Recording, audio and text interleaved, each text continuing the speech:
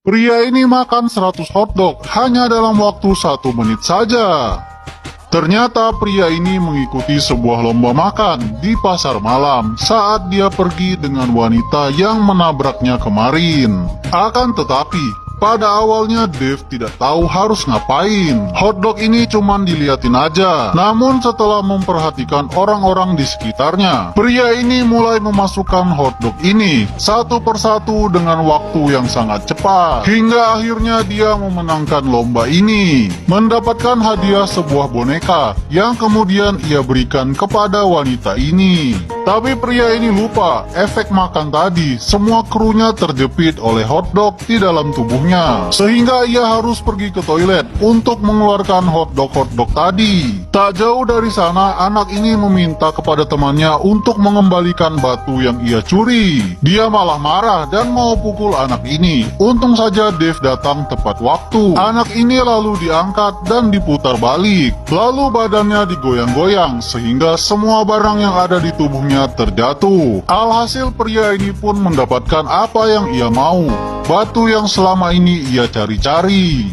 Anak kecil tadi pun ia kembalikan ke posisi semula, lalu merengek mencari ibunya. Saat pulang, mereka melewati seorang polisi yang sedang memegang sketsa wajah Dave. Apa yang akan terjadi selanjutnya? Tunggu part 5 ya. Di saat semua orang berdemo karena kenaikan harga BBM, air kencing pria ini malah menghasilkan Pertamax 92 dan berhasil menghidupkan traktor yang sudah mogok. Akan tetapi, karena kelebihannya itu dia malah diculik oleh kepala desa, kemudian dipaksa untuk memproduksi bensin sebanyak-banyaknya. Kantong kemih pria ini sampai penuh karena ia menolak untuk kencing bensin. Pada akhirnya pertolongan pun datang dari asistennya yang tidak tega melihat penderitaan pria ini. Wanita ini lalu melepaskan ikatan yang ada di pria ini. Mereka berdua kemudian kabur dari sana dan berlari masuk ke dalam hutan. Sampai akhirnya mereka menemukan sebuah gedung yang tidak ada penghuninya. Pria ini lalu menyalahkan dirinya sendiri. Jika bukan karena kekuatannya, sang kepala desa tidak akan menjadi rakus sehingga harus menculik dirinya. Wanita ini lalu berkata bahwa itu adalah pemberian Tuhan dan kamu punya tanggung jawab